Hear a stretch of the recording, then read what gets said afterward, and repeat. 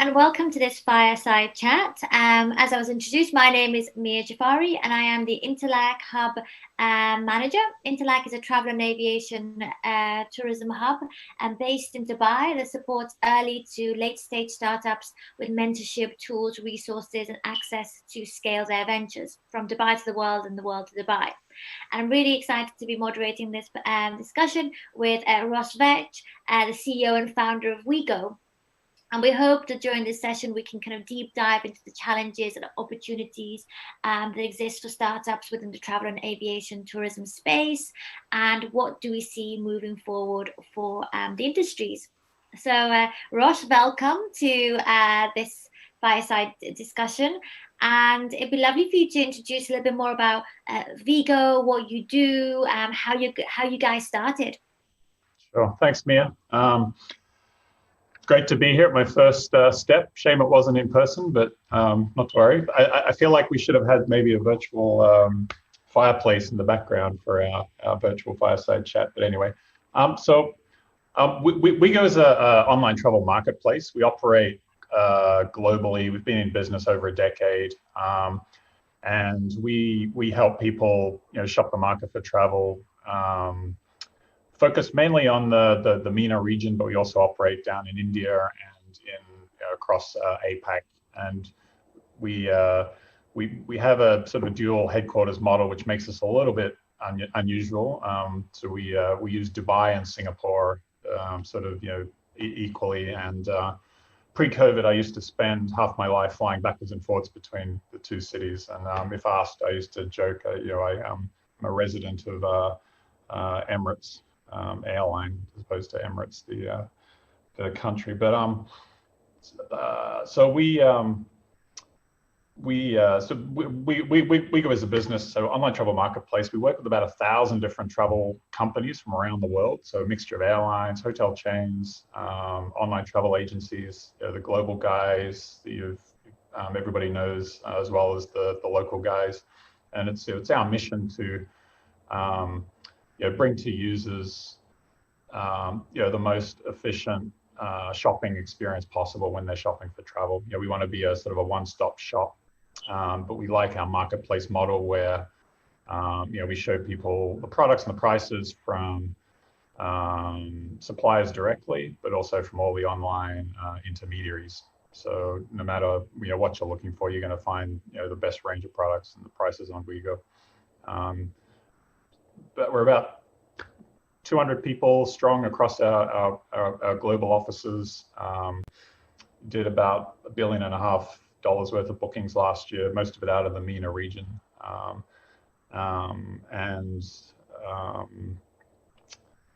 It's been an interesting couple of months since COVID hit us. So I'm sure we can talk about that. Definitely. And as we were discussing, Ross and I were discussing before the call, we were both avid travelers. So I spend half my time in Dubai, half the time in the UK. Ross spends half his time in Dubai, half his time in Singapore. And obviously our behaviors have changed. So the way we as kind of consumers and travelers have really shifted, and we've had to kind of like relocate and really think about working in a different way. And I guess that's synonymous with everyone really, the travels. So it'd be really good from Ross's point of view to kind of really understand how have you seen consumer behavior change, since the pandemic, and what kind of behaviors do you see moving forward for travelers?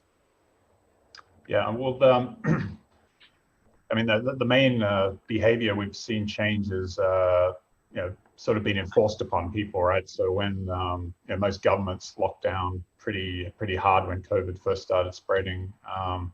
So out of the MENA region specifically, pretty much every destination was pretty much locked down 100%. Airlines stopped flying, planes were parked. So people basically stopped traveling.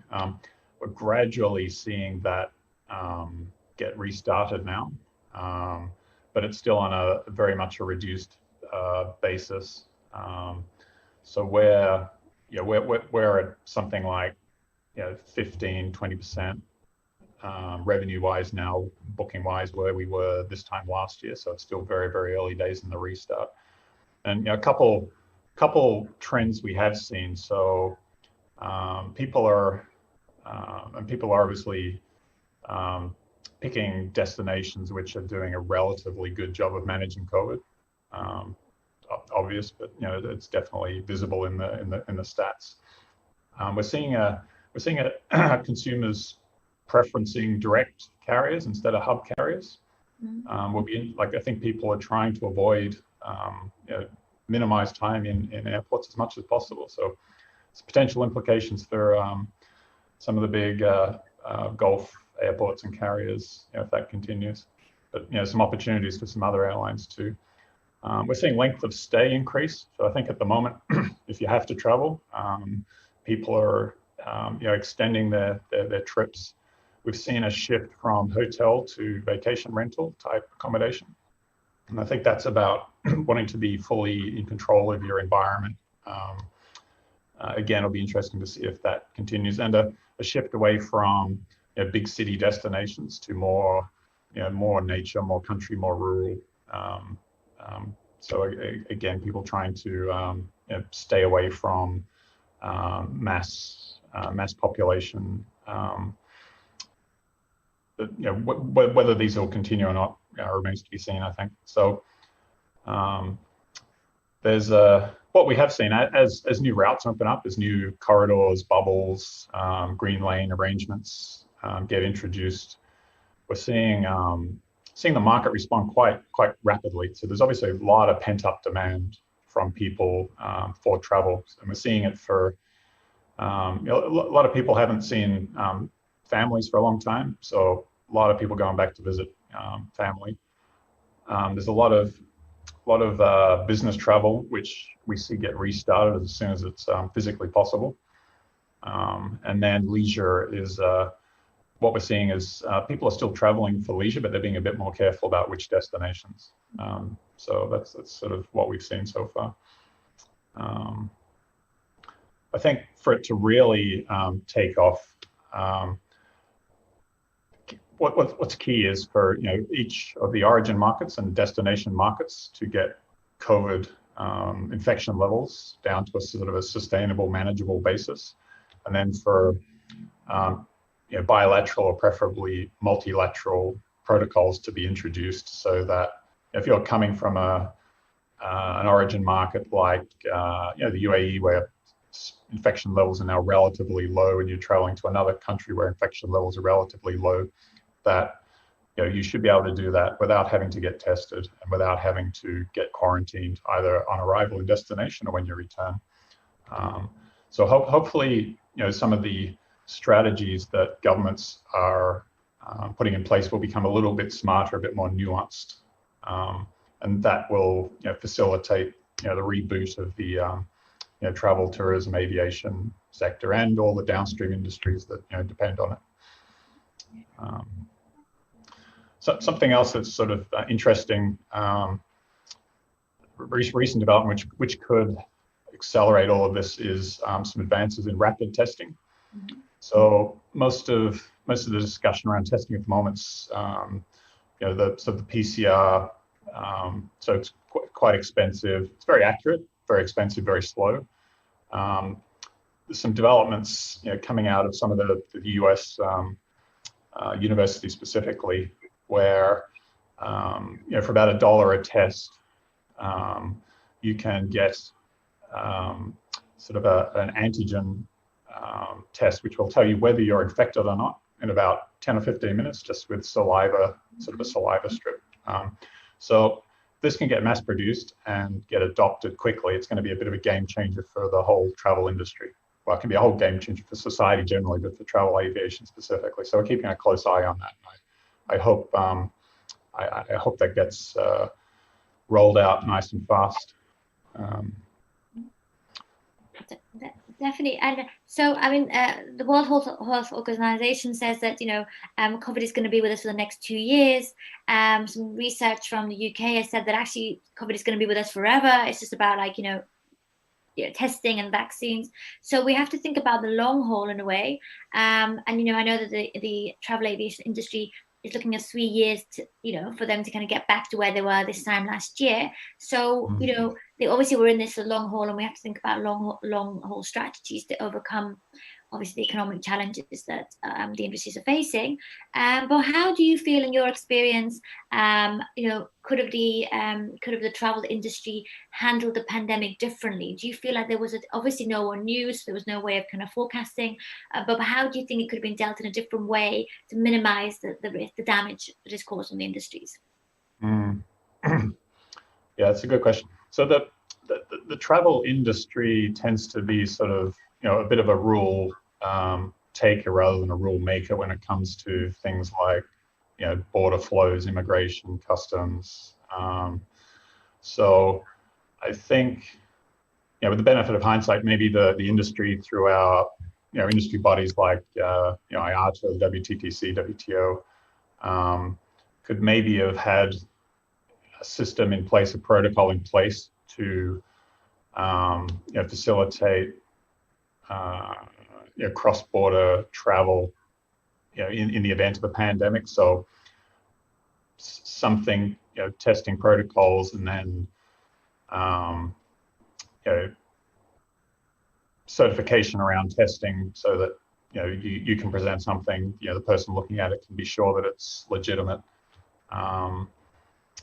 Because countries in the absence of that have had to put in place fairly blunt policies, right? So they basically stop travel, So something more nuanced that's based on risk minimization, but doing it smartly based on statistics and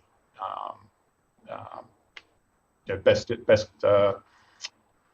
in class testing. I think that's maybe something we could have done better. I think as we're trying to figure out how to restart the industry, I think a lot more discussions need to take place in a multilateral context rather than bilateral. If we're just relying on bilateral discussions to get this figured out, we're going to be waiting a long, long time. It's a bit like world trade. You can do it bilaterally, but it's much better for everybody if it gets resolved on a multilateral basis through organizations like the World Trade Organization. But I think, somebody asked in the chat, when we think we're going to get back to where it was. So we're like all travel businesses, we're doing scenario planning at the moment. So there's nobody's really got a crystal ball that's going to tell you exactly. We think by December this year, we can be back to something like 70-80% of where we were December last year. That's because our business is very much dependent on what's happening in the Gulf, and I think the Gulf, after a bit of a slow start, has put in place. They've locked down hard. They're now testing at significant scale. They've got the contact tracing apparatus in place, so they're doing what's necessary to get COVID down to a manageable level and sustainable. Right? There's no point restarting if that hasn't been achieved. So I think we're going to see outbound travel from all of the Gulf countries resume again, within the next month or two. I hope it's earlier, not later.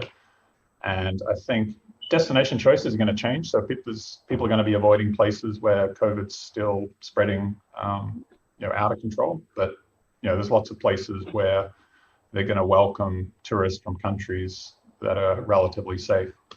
There's lots of relatively safe countries people can travel to. So I think, I think towards the end of this year, it's not going to be back to normal, but there's going to be a new normal, and I think people will have figured out, how to deal with it by then, and sort of, mentally got over some of the challenges. People still want to travel. We're seeing that. So it's interesting if we look at our funnel, right? So from active session through to searches through to bookings, activity is still at about 2/3 of what it was this time last year. So people are looking. There's a lot of different reasons they can't actually pull the trigger and book something at the moment. But as soon as the barriers go away, I think the demand is there. Yeah. That's actually exactly like me. I keep looking for new holidays. Like I'm kind of over that. Last week I've looked at about 5 different holidays and I haven't pulled the trigger, but I guess we're all the same. We keep looking and we're just waiting for that kind of little bit of a green light and then we'll book.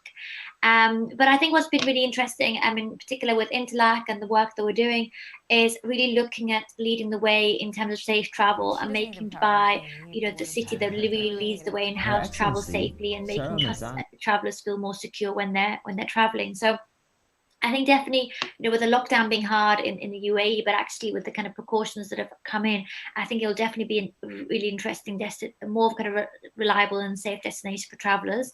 I think it's been interesting on my perspective to look at how different countries have dealt with the pandemic and how to reassure travelers that it's safe. So I know we're doing a lot of work on like contactless technologies and how can we kind of actually make travelers feel safe and have options in terms of their travel so they can actually go to a place based on how much social distancing it gives them. So we're really looking at how to make traveler feel safe and secure when they're coming to Dubai, which I think is really nice. I think I'm in the UK now and actually I'm paying with pounds and pennies, so I'm a bit worried about that because shops are actually wanting pounds and pennies when we're looking at contactless technologies in other locations. But I think generally, do you feel, and I feel personally, the startups are being really active in challenging and dealing with the challenges. I know from our alumni and our startups at Interlac, they all kind of are very agile and they looked at how can they pivot their solutions to meet with the current demands and really kind of be part of that reboom of the industries. I think I've seen that a lot of startups in the industries have been very positive and active and proactive in managing the challenges that the industry is facing and coming up with solutions and wanting to be part of the collaborative process to kind of really solve the challenges that we're facing and really kind of come out of it in a very positive way. So, I've only got a couple of minutes left, but it'd be really interesting from you, Ross, as well. How do you feel, startups can actively partake in rebooming the industries, and what advice would you give to startups and SMEs in the industry right now? Yeah, well, you'd want to have a pretty strong stomach to be launching a travel startup at the moment. But that said, there's lots of new problems to be solved that are specific to this current environment we find ourselves in, right? So, we've spent a lot of time, we kind of, rearrange the product roadmap quite significantly to help users deal with trying to figure out where they can go, where they can't, what are the necessary preconditions, testing, quarantines. Spent a lot of time built a news service and plugged it into our app just to keep people up to date because things are changing on a literally daily basis at the moment. There's a lot of money to be made in helping people figure out how to travel safely at the moment. Testing in most countries is still very complicated, hard to figure out where to go. What sort of testing you're going to get, how fast it is, we can get it for a decent price. So you're going to get it certified. Is it going to be accepted at the other end for the purpose you have in mind? So there are opportunities. If you are going to tackle something a bit more like a traditional online travel business, make sure you're giving yourself a nice long runway. Mm-hmm. So nobody really knows how long this current state of play is going to continue for. So ideal would be if you can bootstrap, rather than have to rely on outside investors at the moment. It's a pretty tough climate to be raising capital for anything travel related at the moment, unless you've already achieved scale. So, but that said, travel tourism industry, it's an exciting place to be. There's lots of things you could be doing, but I think helping people figure out how to travel, how to do it cheaper, more efficiently is a good thing to be doing. Helping people see more of the world. I believe it's the more people travel, the more they mix with each other, the more places they get to experience. The less likely they are to fight, to go to war. So I think travel, it's a good place to be investing your time, but just be realistic about the the kind of demand side of the equation. Yeah, definitely, exactly. And I think at Interact we always say, and Ross and I were discussing this, if you're an idea stage startup, don't think about just the pandemic, really focus on, what's going to happen in the next 18 months, because it's going to take at least a year to 18 months to kind of launch the business, to look at the longevity of your solution. And, if you already launched or, you're an SME, then it's a good, opportunity to pivot right now, but obviously have a long-term strategic kind of plan of what you wish to do, because this will be over to a certain extent, and then, so I think it was really great to hear from you, Ross, what you're working on, how you're dealing with the pandemic, your insights, what advice you would give to other other SMEs or companies. And I think, as we agree, it's about moving forward, having a long-term vision and working collaboratively, and really seeing, what we can do to reboom the industries, because it's not just about, I think, the travel industry, it's actually about, creating economic growth that's very much needed in a lot of the locations that holidaymakers would go. So thank you so much, Ross, for sharing your insights with us.